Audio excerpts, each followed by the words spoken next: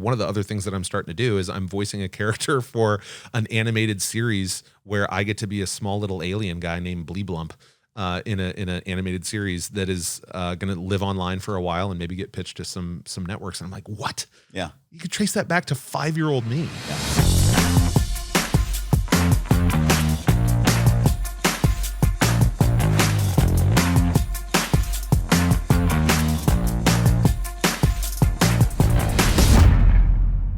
Hey, what's up? Welcome back to the Daron Earlewine podcast. I'm Daron Earlewine here with my co-host, Ryan Ahlwardt. What's up, man? It used to be that way. I know. Back in the days. I was talking about radio theology today, actually. Were you? Yeah. All the good things? All the good things, man. Anyway, welcome, Ryan Ahlwardt, to the podcast. Ryan, so stoked to have you back. Thanks, buddy. We'll probably get into what we just talked about. We used to host a radio show for 3.5 years called Radio Theology. Prior to that, we were doing Black Permission and Pub Theology. Yeah. Prior to that, we were doing coffee shops back in like 2003 together. Oh my gosh. I remember like taking notes from you. We were at St. Yared's Ethiopian up there at Fall Creek and Brook School in Fishers, and like walking me through the early days of spiritual DNA. Mm-hmm. Like it was like when you were at East 91st doing spiritual DNA. Because I remember my parents came back with like this folder and they're like, you know, Daron, of course. I'm like, yeah.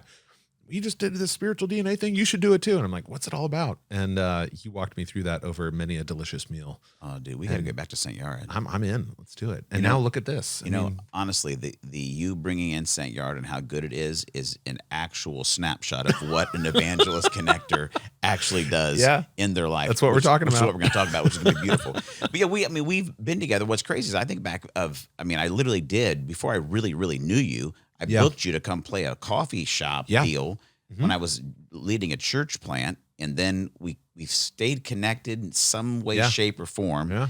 And then, God had it that we would actually work together as you left your work with Young Life, and you were on staff here with us with Black Permission for many years. And man, 2020 happened. Yeah. And in one day, we lose the radio show. Pub Theology can't function for 8 months. Yeah. And we're all of us like, okay, well, what would you say we do? I remember the conversation that you and I and our friend Lisa Graft had at her home in Fishers on the porch. Just like, okay, just got the news. No more radio theology, which again, like fell in all of our laps in the first place too. Yeah. With JR at ZPL just saying, hey, we got Sunday mornings. You want to have your own radio show? I remember getting the phone call from you. I actually had a conversation with a mutual friend of ours, Kathy Craig, at a now defunct coffee shop in Fishers. But she was like, what's God really telling you? What excites you? And I'm like, I want to work more with Daron. And then that was, must have been 2017, I think.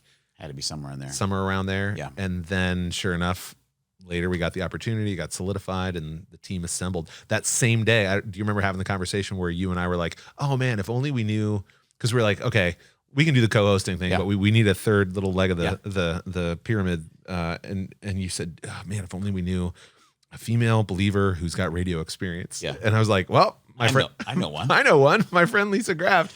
And then we call her, and she was like, you guys, 5 minutes before you called me, I was in the car praying that God would open up a door for me to get back into radio. Yeah. Like, that's just a cool way the Lord works, man. There's no doubt. And that's, what's cool is that's kind of the backstory of how we've worked together. But, this series of interviews that we're doing, these series of episodes are to help us kind of get some momentum and let people know a lot of the content that's in Spiritual DNA 2.0.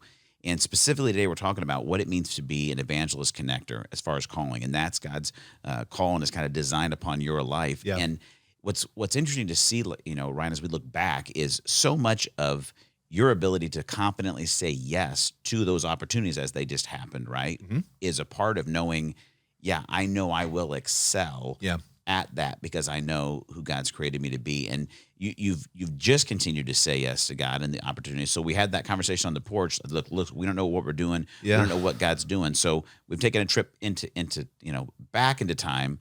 Fill us in. What's God been doing the past year and a half? Man, that was really an opening for me to say, okay, and of course nobody knew what the pandemic was, how long it was going to last. Yeah. That entered into a season for me of just literally having to get creative to be creative, using different technologies, learning new skills, inviting more people into what I felt like, okay, I can do this. I can't remember the exact date, but there was a day that I was supposed to have a gig here in town a solo gig just playing acoustic tunes, and it got canceled.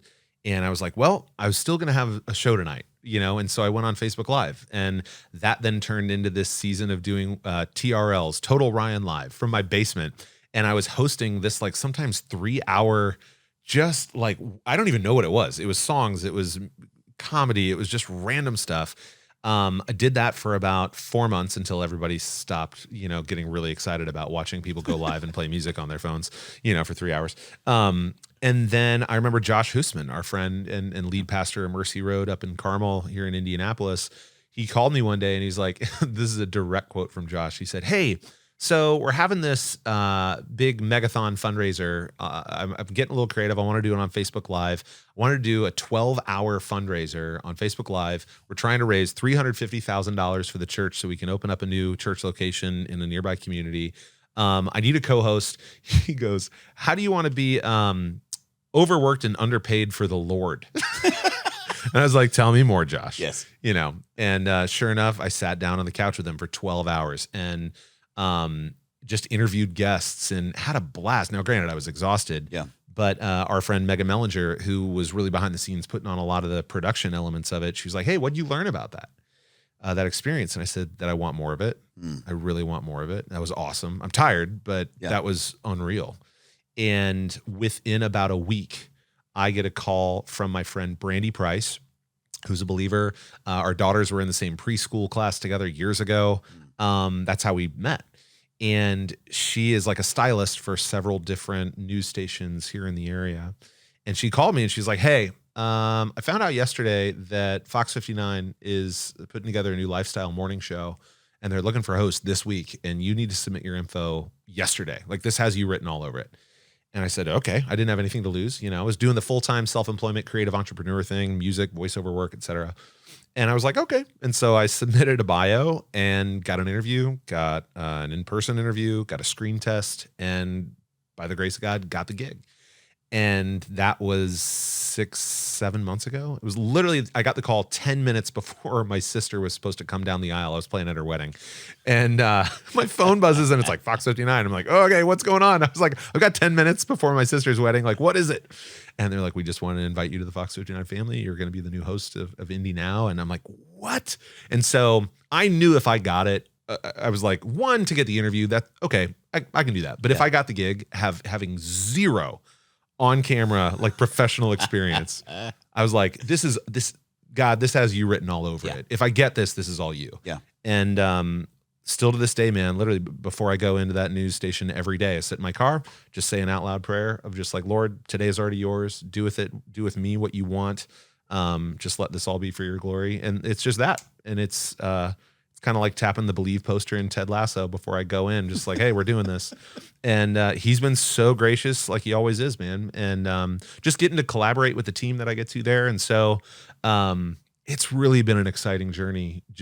And sometimes I think, and maybe this is an encouragement to someone watching today, of like, that phone call felt like a punch to the gut, right? When it was like, wow, this thing that we've put blood, sweat, and tears into is now no more right now. Yeah. And when that goes away, it's kind of the epitome of the Lord gives and the Lord takes away. It's like, it's not necessarily always a bad thing. It is just a thing that he is continuing to use for his glory and for our benefit. And for us, we all three, you, me, and Lisa, kind of all then went and did separate things. We kind of pivoted. Yeah, we pivoted. We had to, but we also got to each drill down deeper into the next phase of our calling. Yeah. And it's been really neat to see what you've been doing and what Lisa's been doing, and to be part of what I've been doing too since then. I love it, Ryan. It makes me think about, I just heard yesterday, actually, and I want to go watch the rest of it. I've been watching a little bit of the Tom Brady special put out called "The Man in the Arena." Have you seen the commercials? I haven't seen it, huh? So it's like him just talking about his life and career. Well, there's an episode, evidently, I haven't seen it yet, where he talks about some Chinese proverb that he heard where, like, all these things happen to this guy, and like, I guess like his horse dies or his kid dies, like all these things happen, and they come and say like, "That's the worst thing that could ever happen." And the Chinese farmer, whatever, always answers by saying, "Maybe."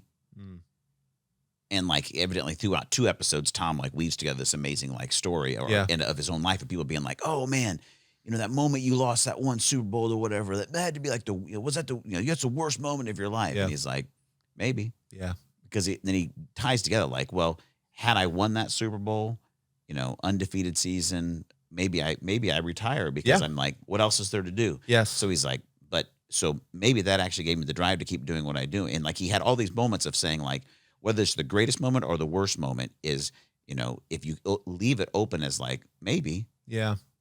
like you allow, and I don't know, he didn't tie this together, but we are, that you leave the door open for God to do what only he can do in it. Right. So we had that conversation. It's like, oh, this is the worst thing. A Grady theology is over. It's the worst thing ever. Maybe. Because maybe what God's going to do is in a year and a half, you know what I mean? Keep opening doors for you to use the gifts and talents and abilities that he's given you, step further into the calling of what you've been created to do. And then, wrap up a gift for you that, who knows, this could be something that you do for the next, 20 months or the next 20 years. Yeah. And receive it, steward it well, but hold it with an open hand. Yeah. Because you never know what's going to happen externally, internally, that God's got a plan that is very mysterious sometimes. And as I've been able to reflect too, just on the past, gosh, when did we get the radio theology opportunity? 2016, 17? It was 16 or 17. Around there? We started in October. It was October 9th. And I want to say it was October 9th of 17. Yeah, because I was still on Young Life staff. I didn't leave Young Life till summer of 18. So I think it was that year of 17, I think. Okay. It could have been fall of 16. But regardless, like, I've been seeing, like, oh my gosh, there have been so many opportunities where I've been put in front of microphones. Yep. Someone asked me when I was out of college, probably about maybe 10 years out of college, what's your ideal work environment? And without fail, I said recording studio or on stage. I was like, give me a microphone and a platform. Mm-hmm.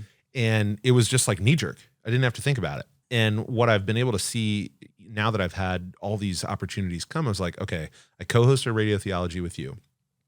I got the opportunity to create a podcast with two friends, history-related podcast. I started hosting, because of the pandemic, just like Friday night concerts from my basement. Right. That was like literally no cast. It's just me. Got the opportunity to do that fundraiser at church. Yep. Where it's like more opportunities started to come my way.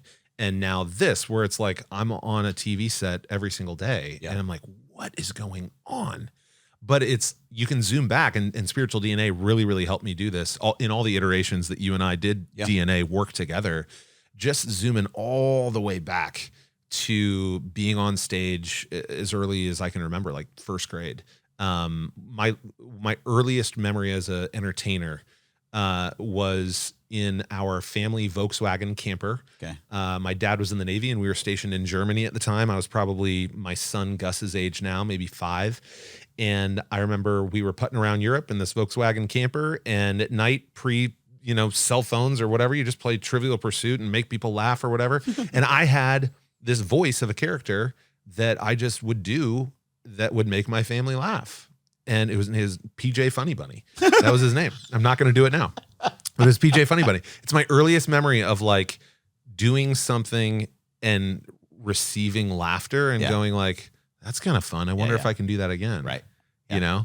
And like genuinely, like, we're in this together. It's a communal, fun, positive moment. It's like, have you seen the movie Inside Out, where you have like that core memory formed? That's one of them. Yeah. The Volkswagen camper in Germany. Yeah. Making my family laugh, just creating a silly character voice. Guess what I'm doing now? Using my voice every single day. Yeah. Through music or voiceover work. Literally now, one of the other things that I'm starting to do is I'm voicing a character for an animated series where I get to be a small little alien guy named Bleeblump. In an animated series that is going to live online for a while and maybe get pitched to some networks. And I'm like, what? Yeah. You could trace that back to 5-year-old me. Yeah. And you've really helped me understand too, just like looking through the rear view mirror of life. I'm also nostalgic at heart. Like, I just tend to look back, and I just love that. Yeah. But that rear view mirror has really helped me understand that thread is there for a very divine purpose, a very specific purpose. And I think my role is just saying yes to it more and exploring it more, and being faithful also with the gifts that God has given me, to make sure that it reflects back to him. I want to live a life, and I want to do things that make people go, what's behind that? Yeah. Why are you so joyful? Yeah. What do you, wow, you get to do a lot of cool things. And it's like, yes, let me tell you who's behind it. Yeah. Well, I think the part of that too, we talk about it in Spiritual DNA all the time. It's like those seeds of calling, right? They've been threaded together literally in your DNA. And so you look back and you see them early on in life, and they see that in your life. And specifically what we're talking about, today is the way that God has created you within your APEST, your fivefold calling, right? So there's apostles, prophets, evangelists, shepherds, or teachers. And you're an evangelist, or in other words, there is connector. Yeah. And so the idea of an evangelist is someone who brings good news. And so that can be bringing the good news of the gospel. And you do a great job, and you've had, so many opportunities in your life to do that, to literally present the gospel to people of like, here's the Jesus story. Yeah. But it's not just that, right? And that's why I love the word connector that comes in, because there's the good news about Jesus, but then there's good news about anything in life. There's good news about great songs. There's good news about great steaks. There's good news about, great, coffee, whatever it is Or these cups. These Gosh, cups. these They are great mugs cups. are just you should so. get one of those. You can just email us. Man. We really, really will get you. Anyway, but the idea of connectors, right? A connector or an evangelist, somebody who connects people to people or people to resources and brings good news to the world. Yeah. And when I think about, and I talk about all times when I speak, I tell stories about you all the time when you're not around, just the good ones. Oh, but thanks. the idea of if I'm looking for a quintessential, like the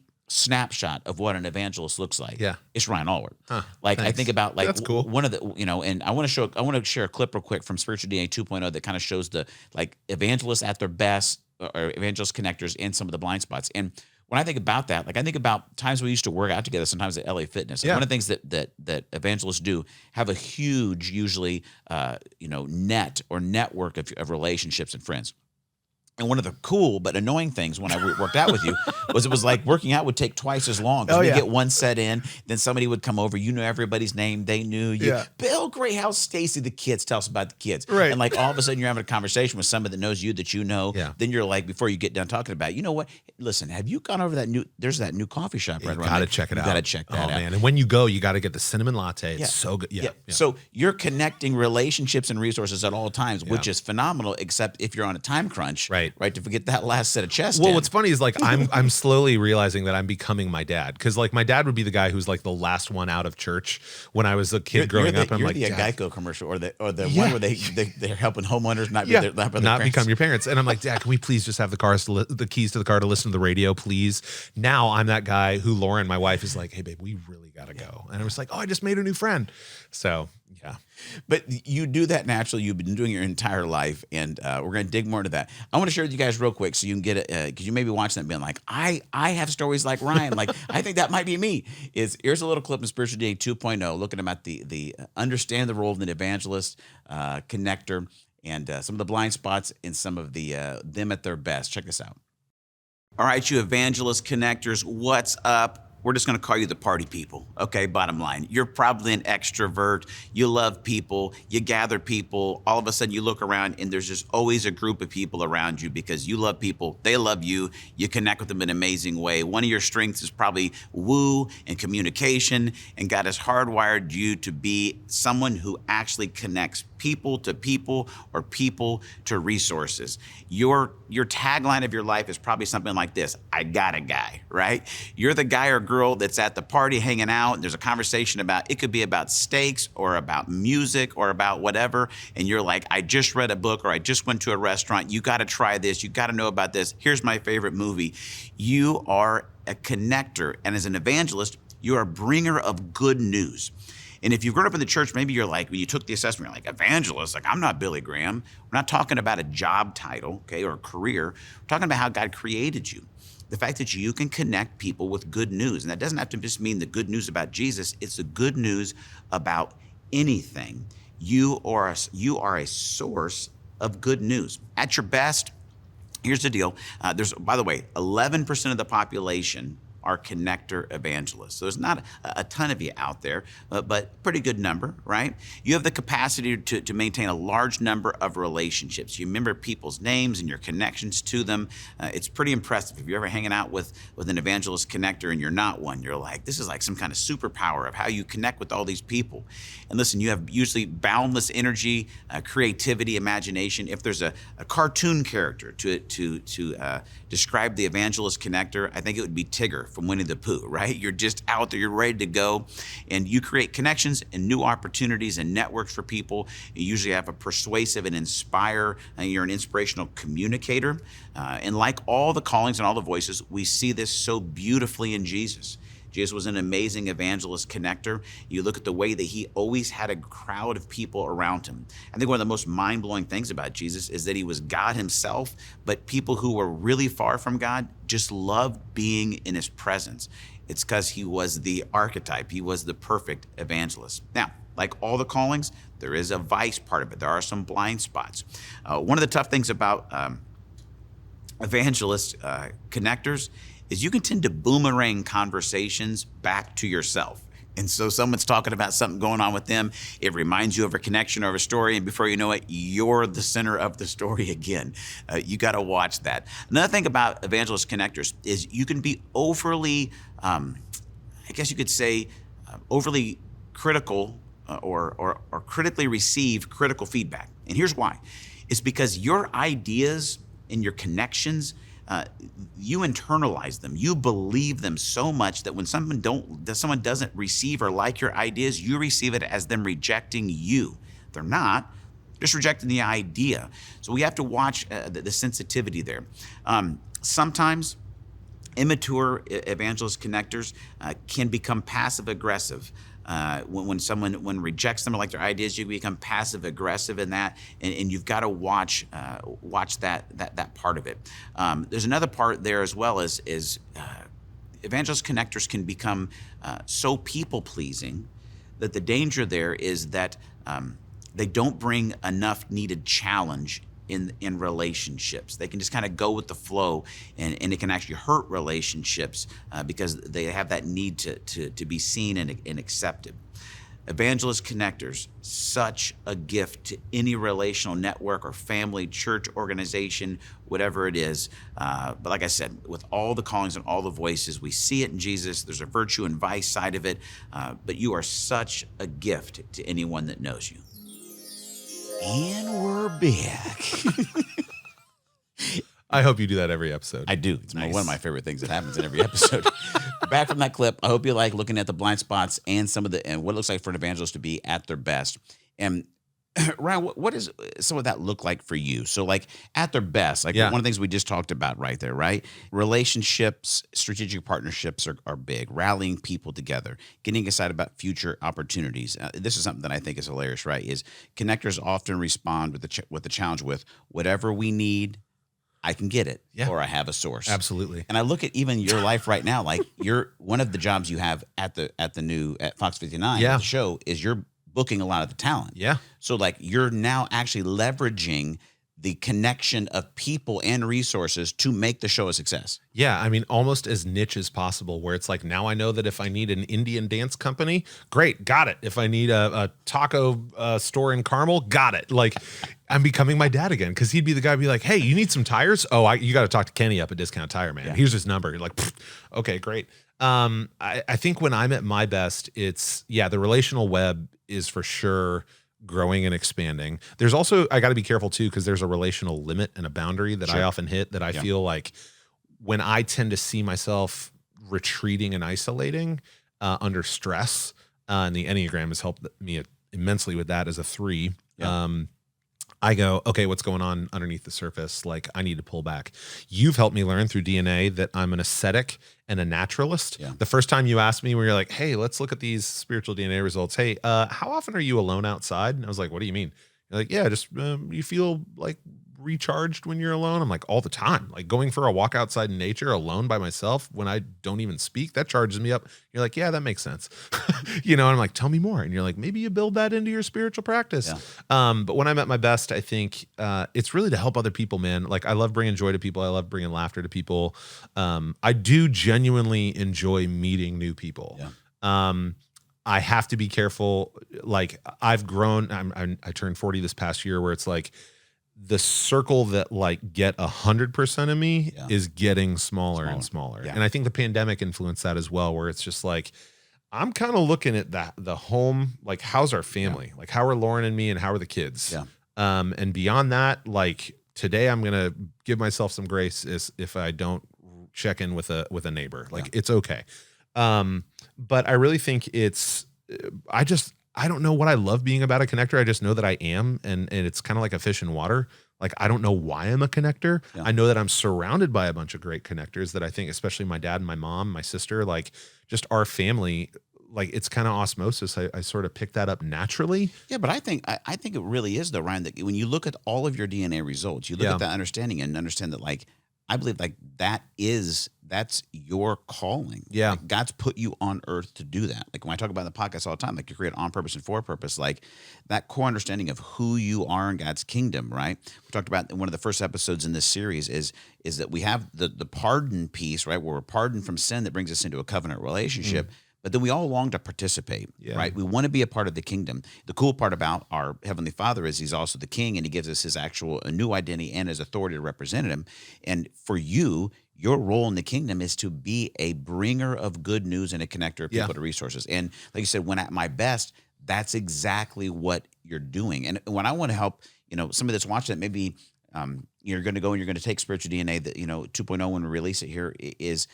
You may not know this about yourself. And what I've noticed with people is they get the results and they come out and they go, I'm an evangelist. And they go, oh my gosh, like I've never even heard of that. Or if I have, like Billy Graham was in it. Like, so you're talking about, I got to go door to door and knock on people's house. Like it's like, no.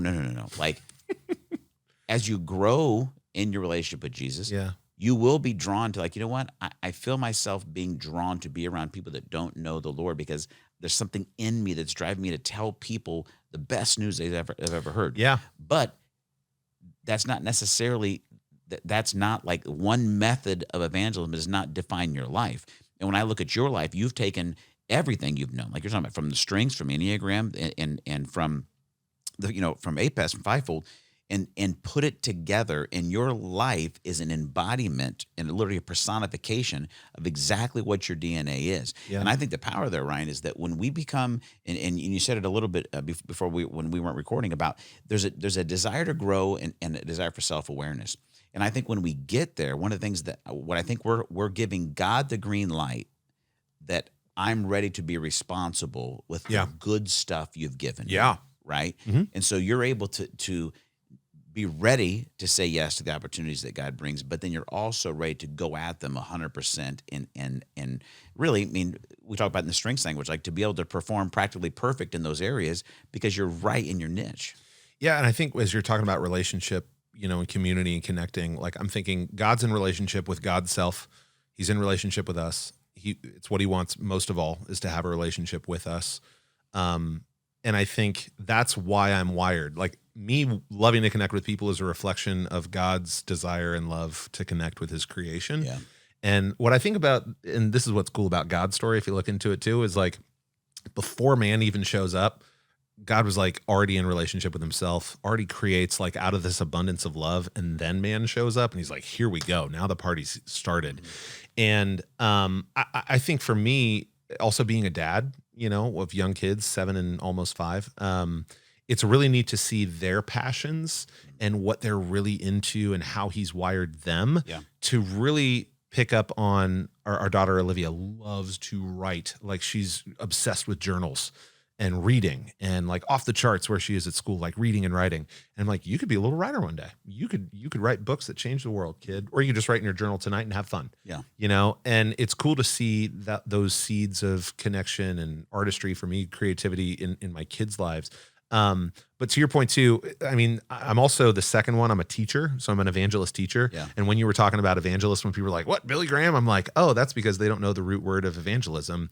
And like I immediately go in my teacher brain into EU, meaning good, the prefix in Greek, and evangelion, meaning like literally a deliverer of good news. Yeah. Like I love that kind of stuff, breaking down abstract concepts into easily understandable pieces. So when I'm talking with someone, I can go history or art or knowledge about the Bible or whatever, and break it down in a way they connect. But it's based on the relationship. It's based on the way that I'm connecting with them, being like, he seems like a nice guy. Yeah. And I just have and again, I can trace that back to when I was a kid in that same camper, reading like 2001 fascinating facts. Like that's what I picked for road trips as a kid. Yeah. And now what am I doing in my life, 35 years later? But I love that because it's like, it feels like, well, why in the heck as a kid would I want to gather information? Yeah. Well, God made your brain to work that way because you have such a treasure chest, right? Of what may seem like random information. Yeah. But you are literally, I've watched you do it. You're literally able to connect in a literal, meaningful way with so many people because you probably have some random factoid in there that somehow connects the thing that they're doing with something about something that no one should actually know. Yeah, that's right. And I know you're partnering a lot with B23 Strategies, and Tracy Cheatham has helped me understand through StrengthsFinder, like, your ideation and your input strengths are, directly wired to who you are and what you're supposed to be doing. And you've helped me understand this isn't necessarily a journey about what you're supposed to do, like professionally. Yeah. It's a journey and more into understanding of who you're supposed to be because God has created you that way. Yeah. And you're helping to wake people up to those facts and just teach them like, no, this is for a reason. Like the reason why you're passionate about this cause or this people group or this concept, it's there for a reason. Yes. And then the fun is getting to explore it. And I think one of those blessings that the pandemic has given people is this opportunity to really reflect and pivot and be like, man, I was going down this way and then everything just stopped. Yeah. And it really, and positivity is one of my strengths, literally. Yeah. So it's like, if you look at the positive side of it, it's like, man, you now have an opportunity to discover the track that you're supposed to be on. Yeah. And it's not like you weren't supposed to be on that one, but it's like, but just take 2 steps this way. Yeah. Because if that vector goes out even farther, it's like you're going to end up in a totally different destination than where you were headed. Somebody asked me that this week or last week, that was showing them, some mock-ups for the cover for my book this year. Yeah. How's that going, by the way? Really good. Yeah. Can I please get an advance copy? You for sure will. Yes. So it'll be published in October of this year, but we'll get advance copies, here by April and May. Yeah. But they said, hey, do you think you would ever have written the book if everything would have been, if radio theology was still going and everything would have been what it was in 2020? And I was like, I can honestly say, no, I don't think I ever would. I never would have actually taken the time to go, what is it that I really want to do? What is it that I really want to say? And so it's like, you look at it, it comes back to that that must have been the most disappointing thing ever. It's like, maybe. Because who knows what God has, you know? I remember hearing you talk about wanting to write a book at least a decade plus ago. Yeah. Wanting to write. And I mean, if you think about it, you write every sermon that you preach. Yeah. You write every piece of curriculum for spiritual DNA.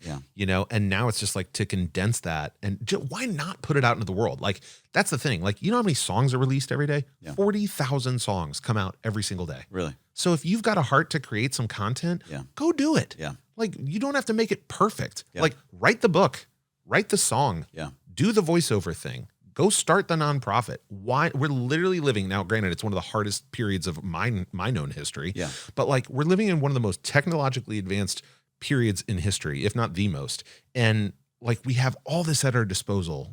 And it's just like, if God's in it, he's already ahead of it. Yeah. Like, if you're feeling the nudge, just go feel the nudge. Like, go explore it. It doesn't have to be perfect. You aim for excellent, not perfect. Yeah. I love it. Yeah. I love it.